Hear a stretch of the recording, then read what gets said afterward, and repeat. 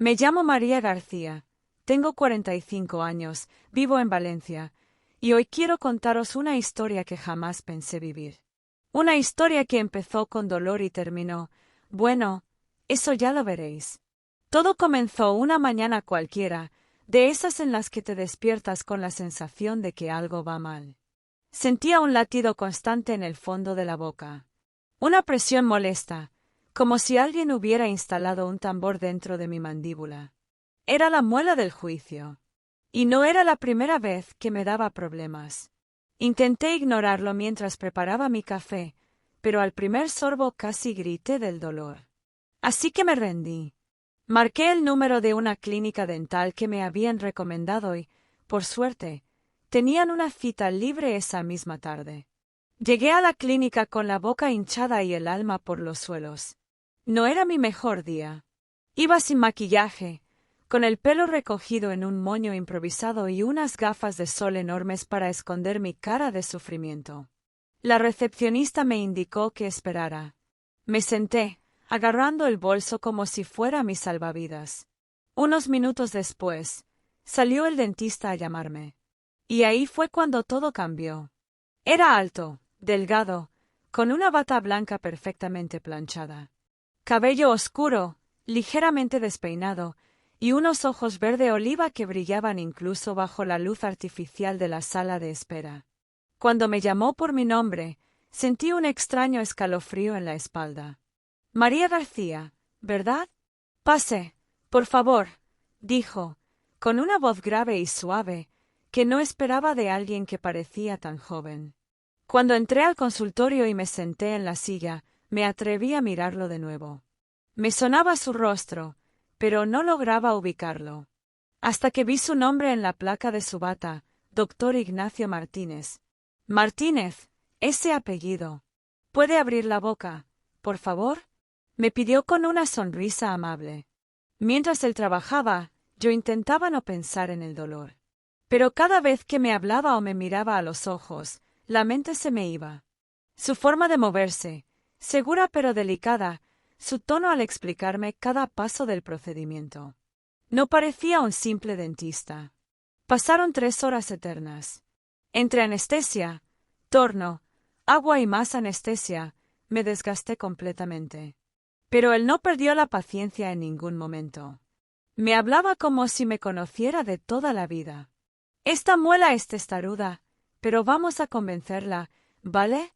Lo estás haciendo genial, María. Ya casi terminamos.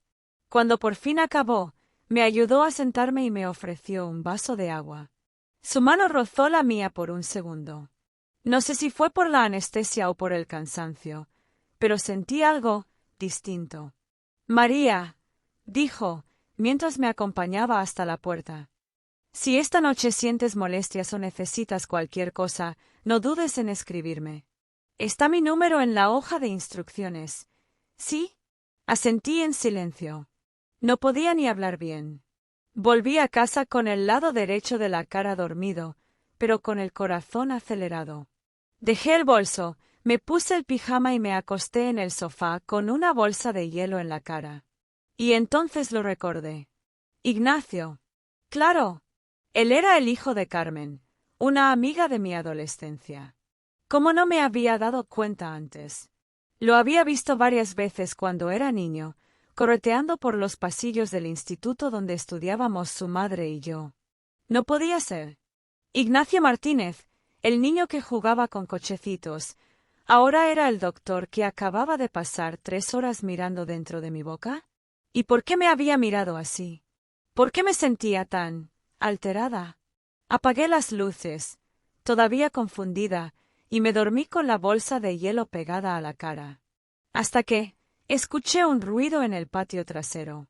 Me incorporé de golpe. Miré el reloj. Eran casi las 11 de la noche. Caminé en silencio hacia la ventana. Había una sombra frente a la puerta de la cocina.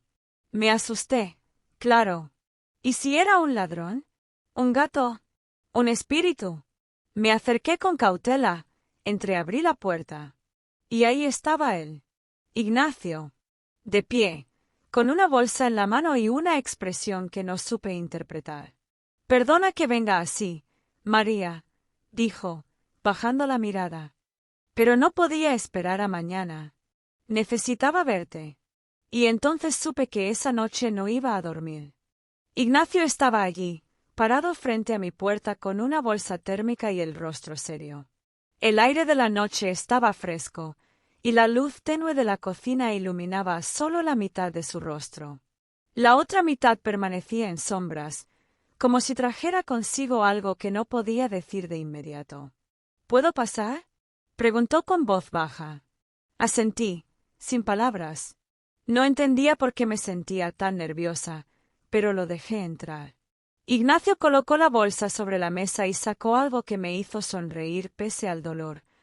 Una caja con helado de vainilla y jengibre y una pequeña caja de analgésicos naturales. Es lo que siempre le preparaba mi madre cuando le dolía una muela. Pensé que podría ayudarte, dijo, con una sonrisa tímida. Me emocioné.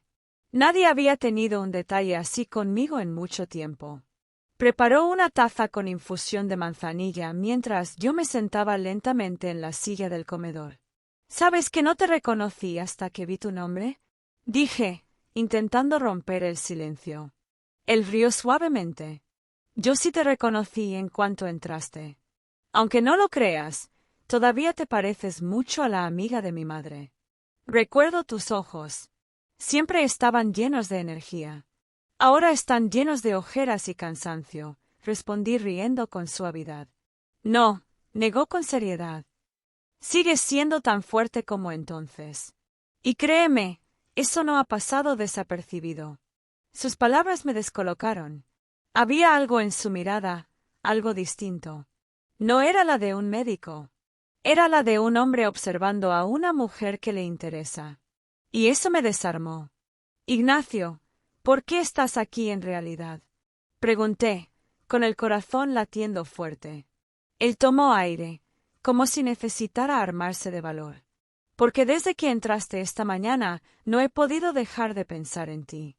Y sé que puede sonar mal, o raro, pero hay cosas que no se pueden explicar. Solo se sienten. No sabía qué decir. Mi mente gritaba que era una locura. Yo era 15 años mayor. Pero mi cuerpo reaccionaba distinto. No era solo gratitud. Era esa vieja sensación que creí extinguida, la de ser vista, deseada, valorada. Esto es inapropiado, susurré. No he venido a incomodarte. Solo necesitaba decírtelo. Y si me dices que me vaya, lo haré sin problema, dijo, mirándome con honestidad. Silencio. Largo. Incómodo. Hermoso. No le dije que se fuera. Ignacio me ayudó a recostarme en el sofá, me trajo una manta y se sentó a mi lado, sin invadir, solo estando. Hablamos de su infancia, de cómo su madre siempre hablaba de mí, de sus estudios en Madrid, de su regreso a Valencia, y de cómo extrañaba a su madre, fallecida hace 2 años. Me dijo antes de irse que buscara mujeres que no tuvieran miedo de vivir, confesó. Que me alejara de lo fácil y me acercara a lo auténtico. Le miré en silencio. ¿Estaba hablando de mí? Mis párpados se fueron cerrando poco a poco, mientras él me contaba una anécdota de la universidad. Sentía calor, seguridad, algo que no recordaba desde hacía mucho. Y justo cuando creí que me dormía, sentí algo. Un roce en la mejilla. Suave. Un contacto leve, pero suficiente para hacerme abrir los ojos. Ignacio había apoyado su mano en mi rostro. Me miraba con una mezcla de ternura y decisión. No se movía, esperando, tal vez, permiso. Pero yo no dije nada. No me aparté. Y entonces ocurrió, me dio un beso leve en la frente. Cálido. Humano. Honesto. Buenas noches, María, susurró. Y se levantó para marcharse. Ignacio, lo detuve antes de que cruzara la puerta. ¿Vendrás mañana? Él sonrió. Solo si me dejas preparar el desayuno. La puerta se cerró con un clic suave, y me quedé allí, en el silencio de mi casa, con una sensación que no tenía nombre. ¿Esperanza? ¿Ilusión? ¿Miedo? Lo que fuera, no quería que terminara. Pero lo que no sabía era que al día siguiente algo iba a cambiarlo todo. A la mañana siguiente, el sol entraba con timidez entre las cortinas del salón. Me desperté con la manta aún sobre mí y la taza de infusión vacía sobre la mesa. Todo parecía un sueño, hasta que vi la nota. María, espero que hayas descansado. Volveré a las 9 con desayuno. Ignacio. Mi corazón dio un pequeño salto. Me senté, aún algo aturdida, y me llevé una mano a la mejilla. El recuerdo de su caricia, de su beso en la frente, seguía ahí, como si la piel guardara la memoria de lo vivido. A las 9 en punto, la puerta sonó. No me sorprendió que fuera puntual. Lo que sí me sorprendió fue lo que traía en las manos. —¿Eso es una sartén? —pregunté riendo. —Y huevos, tostadas, aguacate, queso fresco. Vamos a desayunar como reyes. Ignacio se movía por mi cocina como si fuera suya.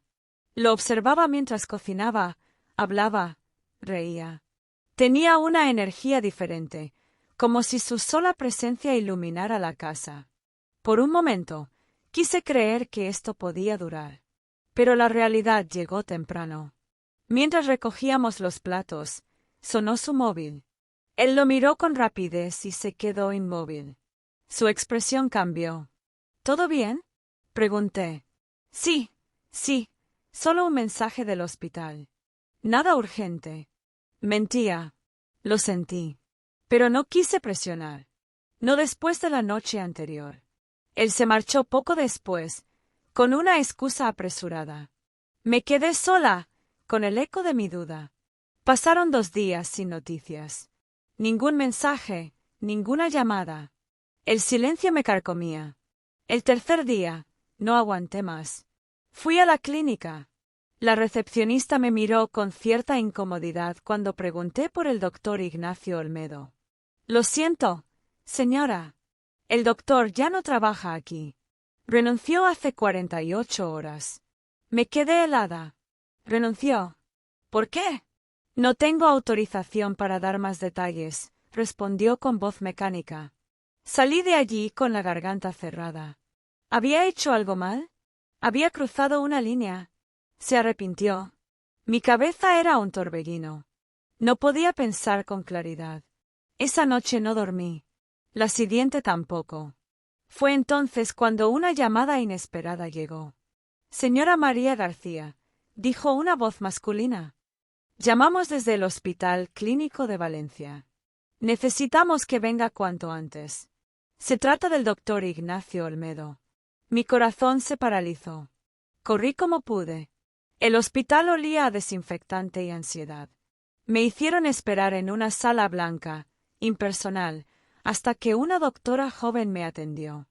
Señora, usted aparece como persona de contacto de emergencia en la ficha médica del doctor Olmedo. Él ha tenido un colapso en casa. Sufrió una fuerte crisis emocional, combinada con agotamiento físico. Está estable, pero necesita descanso. Y sinceramente, compañía. ¿Por qué me puso a mí? Pregunté, sin entender nada. La doctora me miró con una sonrisa suave. Eso tendría que preguntárselo a él. Entré a la habitación. Ignacio estaba allí, con los ojos cerrados, pálido, conectado a un gotero. Parecía más joven, más frágil, y más humano que nunca. Abrí la ventana. El aire entró fresco. Él despertó con suavidad. Sabía que vendrías, murmuró. ¿Por qué no me dijiste nada? Le reproché, conteniendo las lágrimas. Porque no quería que me vieras así. Tú me viste fuerte. Yo necesitaba mantener esa imagen. Ignacio, no vine por tu imagen. Vine por ti. Por quién eres, no por lo que pareces. Se le humedecieron los ojos. Tomó mi mano. Y entonces, como si necesitara soltar un peso muy antiguo, lo dijo. María, hace tiempo que cargo con algo. Cuando mi madre enfermó, me encerré en el trabajo, en las rutinas, en no sentir. Y tú apareciste justo cuando más lo necesitaba. como si ella me hubiera enviado una señal. No supe qué responder. Solo lo abracé. Lento, fuerte, humano. El monitor marcaba sus latidos, constantes, como si algo dentro de él volviera a encontrar el ritmo. Y justo cuando creí que todo empezaría a sanar, un enfermero entró apresurado. Disculpen, necesito hablar con la señora García. En privado. Salimos al pasillo. El enfermero bajó la voz. Hemos encontrado algo más en sus análisis. Nada grave aún, pero necesitamos hacer pruebas neurológicas. Hay señales que no corresponden a un simple agotamiento. ¿Qué señales? Él dudó un segundo. Posible pérdida de memoria reciente. Y confusión de datos personales. Me quedé helada. ¿Y si Ignacio no recordaba todo lo que compartimos? ¿Y si me había confundido con otra persona? Volví a su lado. Él me miraba con ternura. María, ¿te dije ya que eres lo mejor que me ha pasado en años? Asentí. Pero en mi interior, la duda crecía. ¿Recordaba realmente quién era yo? ¿O estaba enamorado del reflejo que proyectó sobre mí? Gracias por estar con nosotros en el canal En la Trampa de los Deseos. Suscríbete, dale like y no te pierdas nuevas historias.